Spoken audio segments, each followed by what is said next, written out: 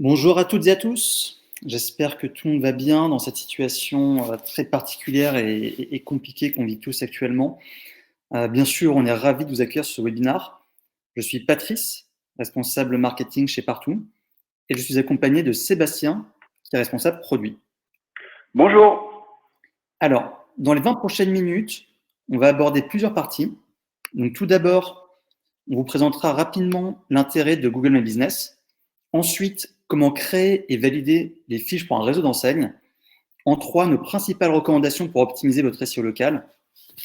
Et en 4, avant les questions-réponses, on va prendre 5 minutes pour vous donner toutes les démarches à suivre en cette période de coronavirus.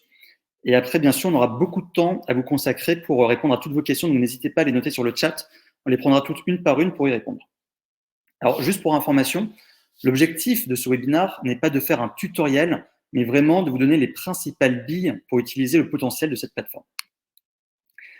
Alors, bien sûr, vous connaissez déjà tous Google My Business. C'est vraiment la nouvelle vitrine digitale de vos établissements et ça devient surtout le premier point de contact avec vos internautes. Et d'ailleurs, je pense que vous le voyez vous-même, quand vous faites une recherche locale, comme par exemple un magasin Leroy Merlin à Paris, ce sont les fiches Google qui vont apparaître en évidence. Donc, soit carrément dans votre propre site web, comme ce qu'on voit là à gauche sur le smartphone, soit avec une belle mise en avant, comme on le voit à droite sur la version desktop. En revanche, qu'est-ce qui vous permet d'apparaître dans les meilleurs résultats de recherche? Il y a 3 critères qui sont composés justement dans l'algorithme de Google. Le premier, c'est la distance, c'est-à-dire la distance entre l'établissement et la position géographique de l'internaute ou de la zone qu'il recherche. En 2, ce sera la pertinence, c'est-à-dire la cohérence entre la requête de l'internaute et les informations présentes en ligne. Par exemple, si vous cherchez une pharmacie ouverte à Paris, vous attendez à ce que dans la liste des résultats, on vous propose que des pharmacies, qu'elles soient bien ouvertes et qu'elles soient bien situées à Paris. Et enfin, le troisième point, c'est la proéminence. Donc, il y a plusieurs critères qui contiennent ce point. Tout d'abord, est-ce que toutes les informations de vos établissements sont bien disponibles sur une multitude de plateformes, comme votre site web, vos fiches Google, Facebook, Waze, etc. Et est-ce que ces informations sont bien uniformes et fiables? Je vais vous donner un exemple. En fait, Google fonctionne exactement comme nous, il fonctionne comme un cerveau humain. Par exemple, si demain, vous posez une question à un ami pour savoir si le supermarché Carrefour est bien ouvert demain, et que cette personne vous répond que oui, mais qu'en parallèle, vous avez également demandé à 2 autres amis qui, eux, vont vous répondre que non, vous allez estimer que cette information n'est pas fiable et vous n'allez pas la prendre en compte. Google fonctionne exactement de la même manière. Et le dernier point qui compose la prééminence, c'est l'e-réputation, c'est-à-dire la note moyenne de vos établissements, leur nombre d'avis et les réponses que vous y apportez. Alors, vous l'aurez compris, il y a vraiment un travail de référencement qui est essentiel pour apparaître dans les requêtes des internautes. Et d'ailleurs, la question que vous posez peut-être, c'est comment les internautes vous cherchent? Alors, Google différencie 2 types de recherches, les recherches directes et les recherches découvertes. Les directs, c'est très simple, c'est quand on va chercher directement votre établissement, comme par exemple un magasin Leroy Merlin à Mulhouse. Si vous apparaissez dans ces résultats, c'est vraiment ce qui va illustrer votre notoriété. En revanche, dans les recherches découvertes, on va plutôt chercher une catégorie, comme par exemple un magasin d'électroménager à Mulhouse. Et là, cette fois-ci, ça va plutôt illustrer justement le travail que vous avez fait sur votre référencement.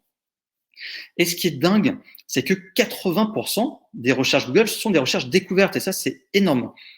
C'est pour ça qu'il y a un très gros travail de référencement à faire pour justement apparaître dans les meilleurs résultats. Alors, pour conclure cette partie justement d'introduction sur Google My Business, on va parler des chiffres, justement parce que ce sont ces indicateurs qui vont nous intéresser pour suivre vos performances et les présenter à votre direction. Alors, si on devait définir des priorités dans ces indicateurs, on vous recommanderait de suivre les progressions du nombre d'affichages de vos fiches Google sur les recherches directes et découvertes, et de suivre les progressions des interactions avec les internautes, c'est-à-dire le nombre de clics vers votre site web, le nombre d'appels téléphoniques et le nombre de demandes d'itinéraire. Alors d'ailleurs, sur la droite, on vous a mis quelques exemples d'entreprises comme LCL, Carrefour, qui traquent justement ces KPI et qui voient justement leurs interactions clients progresser jusqu'à plus 64%. Cette progression, elle est énorme parce qu'ici, on va parler de centaines de milliers, voire même de millions d'interactions.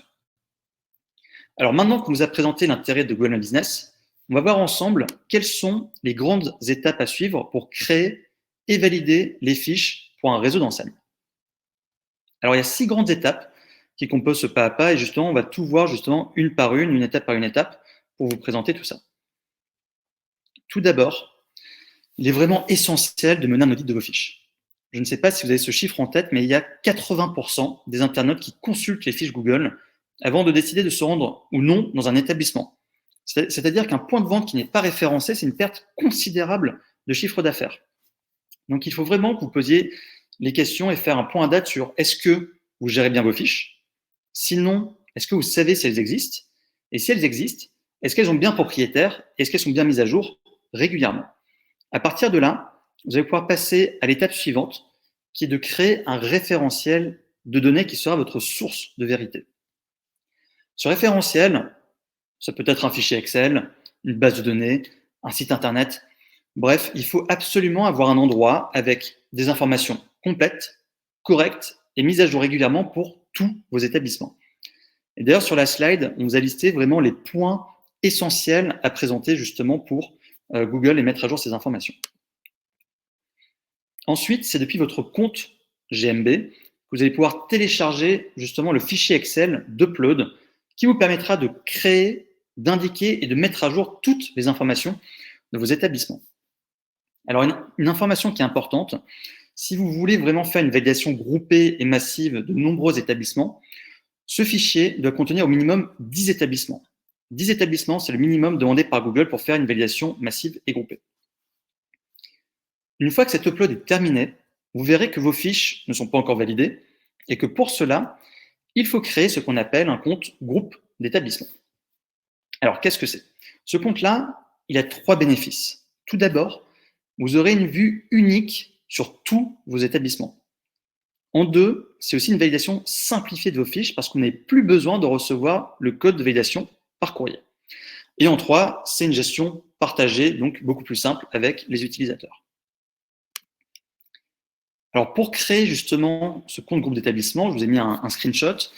Depuis votre compte, il vous suffit d'aller dans la rubrique « Gérer les établissements », créer un groupe d'établissements. Et à partir de là, vous aurez un formulaire assez simple à remplir avec des informations comme par exemple le nom de votre entreprise et vos coordonnées. Alors, attention, le délai de création de ce compte-là peut parfois prendre beaucoup de temps.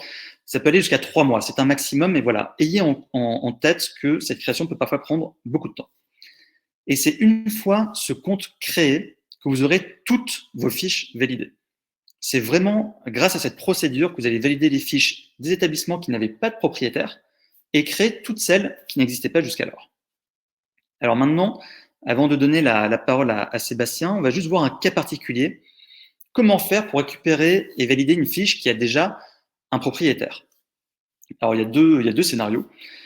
Soit il s'agit d'une personne que vous connaissez, dans ce cas-là, elle peut faire un transfert de propriété, c'est très simple. Soit vous ne la connaissez pas, et dans ce cas-là, depuis votre compte GMB, vous pouvez faire une demande de propriété, remplir un formulaire très simple, très standard, et ensuite attendre 7 jours pour avoir une réponse du propriétaire. Et là, il peut y avoir 3 cas de figure. Soit le propriétaire accepte, dans ce cas, c'est parfait, vous récupérez la fiche et vous pouvez la valider. Soit il ignore votre demande et là, vous pouvez envoyer le code d'accès par courrier à cet établissement. Et soit, le pire cas de figure, la personne refuse. Et là, il n'y a pas trop de recettes miracles. Il faut que vous trouviez un moyen de rentrer en contact avec cette personne pour en comprendre la raison. Donc voilà, on a abordé les principaux points qui allaient donc de la création et de la validation de vos fiches. Maintenant, je laisse la parole à Sébastien qui vous donnera tous les conseils pour optimiser la visibilité de celle-ci. Merci Patrice. Alors, en effet, une fois que vous avez récupéré la propriété de vos fiches et que vos informations sur Google sont uniformes avec déjà votre site, mais aussi l'ensemble des plateformes sur lesquelles vous êtes présent, il va désormais falloir optimiser ces fiches pour, bien sûr, être trouvées par vos clients potentiels, mais surtout être choisies. Alors, je vais parler ici de 2 sujets. Tout d'abord, l'optimisation de vos informations pour être trouvées, et ensuite, la prise en main de votre relation client pour être choisie. Et enfin, je terminerai avec une partie sur ce qu'il faut faire aujourd'hui dans le contexte actuel du coronavirus. Je tiens à préciser, avant de commencer, que la liste des fonctionnalités que je vais aborder ne sera pas exhaustive. Google en propose énormément, dont beaucoup vont dépendre des catégories. En revanche, si vous avez des questions spécifiques, n'hésitez pas à les poser dans le chat ou même à nous contacter à la suite de ce webinaire. Alors, la première chose à faire et à optimiser pour être trouvé sur Google, ça va être de travailler sur vos catégories. Aujourd'hui, c'est un outil qui est souvent inexploité par les enseignes, alors que ça devrait être la clé de voûte de votre stratégie de référencement local, puisque c'est ces catégories qui vont déterminer les requêtes sur lesquelles vous allez apparaître sur Google. Et aujourd'hui, Google My Business vous permet d'ajouter une catégorie principale et jusqu'à 9 catégories additionnelles. C'est vraiment une fonctionnalité qu'il faut utiliser à fond. Donc, dans l'exemple ici, vous pouvez voir, c'est le cas d'un établissement Castorama. Eux, ils ont indiqué plusieurs catégories. Ils sont référencés en tant que magasin de bricolage, quincaillerie et jardinerie. Ce qui fait qu'aujourd'hui, ils sont référencés très haut sur Google sur des requêtes liées à toutes ces catégories. Pour la localité, là en question, c'est Marseille-Salon. Mais alors, comment faire pour décider des catégories à ajouter à vos fiches? Alors, la première question à vous poser, c'est que recherchent les gens qui pourraient être intéressés par votre activité? Par exemple, si vous avez un institut de beauté, vos clients potentiels, ils peuvent chercher un centre de soins du visage, un centre d'épilation, voire même un institut de massage. Et c'est donc ces catégories qu'il faut ajouter à votre fiche Google My Business afin de faire en sorte que ces fiches ressortent pour ce type de requête. Ce qu'il faut savoir aussi, c'est que Google n'affiche jamais deux établissements du même réseau sur une même requête. Donc, si vous avez un maillage géographique qui est très serré, avec par exemple plusieurs établissements dans la même rue ou dans le même quartier, est-ce qu'il vous est possible de les différencier? Je vais vous donner un exemple encore. Par exemple, vous avez un magasin d'électroménager et de multimédia. Deux établissements sont dans la même rue. N'hésitez pas à référencer le premier en tant que magasin d'électroménager et le deuxième en tant que magasin multimédia en catégorie principale. Ça leur permettra de maximiser le nombre de requêtes sur lesquelles ils vont apparaître. Donc, une fois que vous avez répondu à ces questions, vous ajoutez les catégories ciblées à vos fiches Google My Business et vos établissements auront alors plus de chances d'apparaître sur les requêtes locales qui contiennent ces catégories. Ensuite, le deuxième élément à optimiser pour être encore plus trouvé par vos clients potentiels, c'est ce qu'on appelle les attributs. Les attributs, c'est des tags qui caractérisent vos points de vente, comme par exemple accessible en fauteuil roulant, bon rapport qualité-prix ou Wi-Fi. Et ils sont divisés en deux grandes familles. La première famille, c'est les attributs dits subjectifs, qui vont caractériser par exemple l'ambiance et que vous ne pouvez pas gérer puisqu'ils sont issus ou bien des avis déposés par vos clients sur vos fiches, ou bien des questionnaires qui sont parfois envoyés à vos clients quand ils sortent de vos établissements sur Google. La deuxième grande famille d'attributs, c'est les attributs qualifiés d'objectifs, qui vont présenter par exemple le moyen de paiement ou l'accessibilité, et ceux-ci, vous pouvez directement les déterminer depuis votre back-office Google My Business. Alors, pourquoi est-ce que c'est intéressant? C'est particulièrement intéressant dans le cadre des recherches vocales, puisque ce qu'on sait aujourd'hui, c'est que les recherches vocales sont en général plus longues.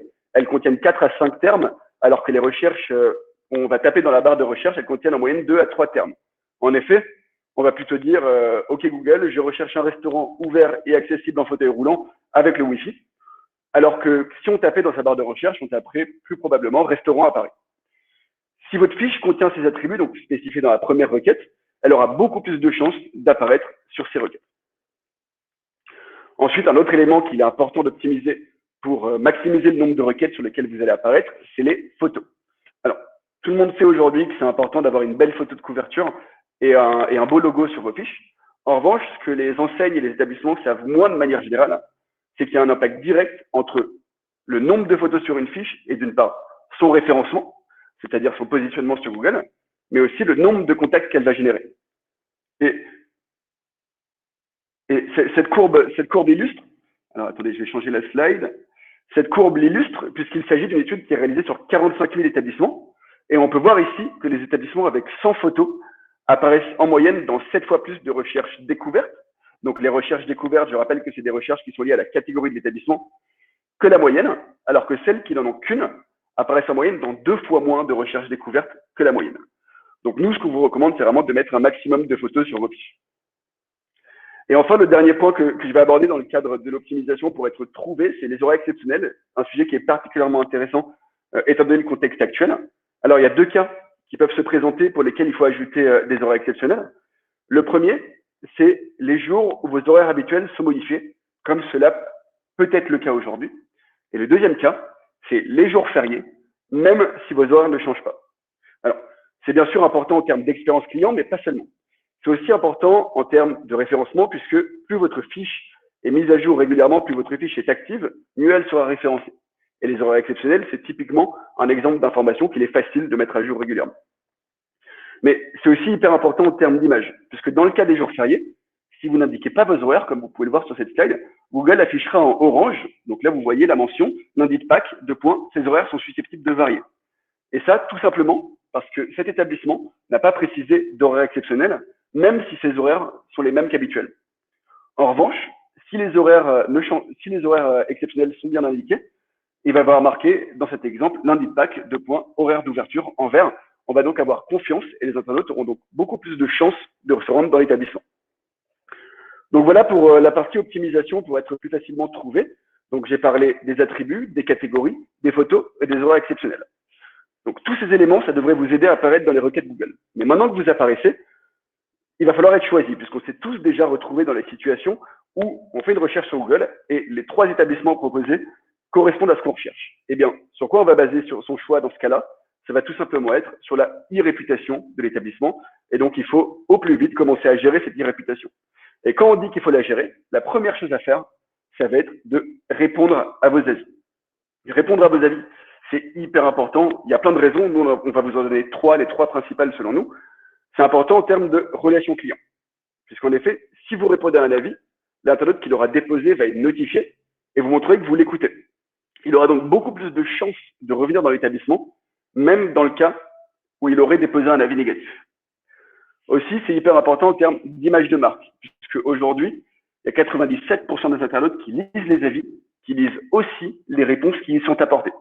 Donc aujourd'hui, quand vous répondez à un avis, vous ne pouvez pas que répondre à une personne qui a déposé un avis, mais vous envoyez également un message aux centaines d'internautes qui liront votre réponse par la suite. Et enfin, c'est également important en termes de référencement, de la même manière que les horaires exceptionnels, puisque répondre aux avis, ça va montrer que vous êtes actif, et Google aime les fiches actives, et donc plus vous êtes actif, plus votre fiche remontera dans les résultats. En revanche, comme vous l'imaginez, il suffit pas simplement de répondre à ces avis pour être choisi, mais il faut essayer aussi d'agir sur le nombre d'avis et sur sa note moyenne sur Google. Et pour ce faire, alors, ça paraît assez évident comme ça, mais il suffit de demander à vos clients. Mais alors, il y a des bonnes façons de demander, il y a des moins bonnes façons de demander. Aujourd'hui, vous pouvez commencer, bien sûr, par demander à l'oral. L'avantage, c'est que ça ne coûte rien. En revanche, la limite, c'est que ça aura probablement un retour sur investissement très faible. En revanche, si vous demandez à 100 personnes et que vous arrivez à générer un avis, c'est toujours ça de gagner. La deuxième solution, qui est aujourd'hui très communément utilisée par les réseaux, ça va être d'envoyer des invitations en masse par email. Alors là, je vais m'arrêter un peu là-dessus. Nous, chez Partout, on vous recommande vraiment de ne pas faire ça. En fait, depuis 2018, Google a durci ses guidelines en termes de dépôt d'avis et interdit d'envoyer des invitations en masse au dépôt d'avis. Il qualifie ça de review gating, c'est-à-dire un procédé qui vise à fausser l'algorithme de Google.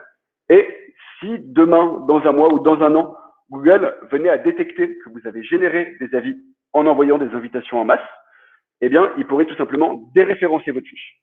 Et dans ce cas, tous les investissements que vous aurez faits pour optimiser les informations, gagner des avis seront perdus et vous repartirez de zéro.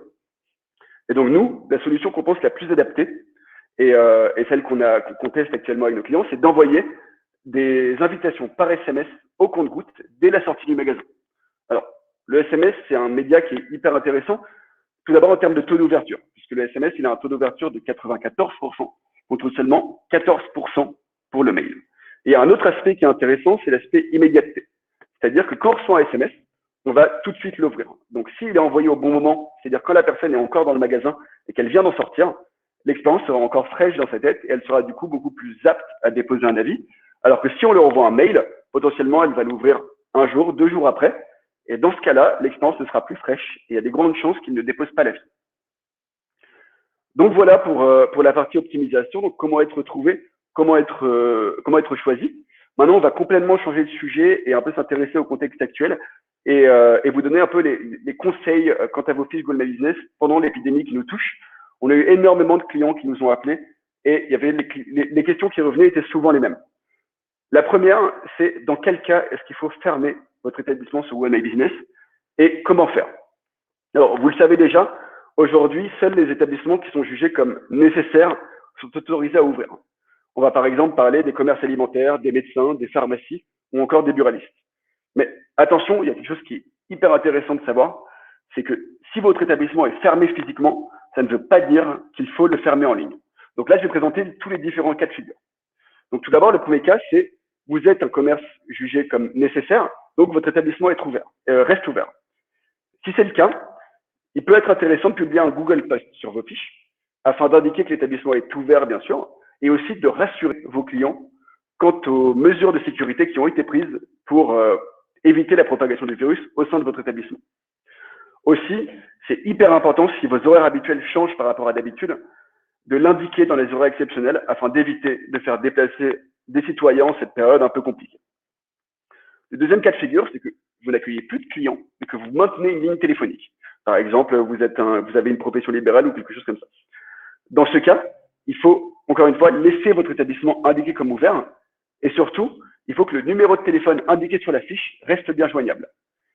Si ce n'est pas le cas, n'hésitez pas à le remplacer et même à mettre un numéro de téléphone portable si ça vous permet d'être joint. Et encore une fois, dans ce cas, il faut que vous publiez un post sur votre fiche pour indiquer que vous êtes joignable par téléphone, mais que vous ne recevez pas sur place pour éviter des déplacements inutiles. Le troisième cas de figure, c'est que vous n'accueillez plus de clients et que vous maintenez un service de livraison. Donc, ça veut dire que vous travaillez dans la restauration notamment. Donc, suite aux annonces qui ont été faites il y a quelques jours, le nombre de demandes de livraison a complètement explosé. Et les clients vont donc continuer à chercher des restaurants de la même manière. C'est-à-dire, ils vont taper le nom de l'établissement sur Google et ils doivent donc pouvoir voir en un coup d'œil que l'établissement est ouvert. Il faut donc le laisser ouvert. Mais encore une fois, dans ce cas-là, il faudra publier un Google Post pour préciser que vous faites des livraisons, mais que vous ne recevez pas de clients.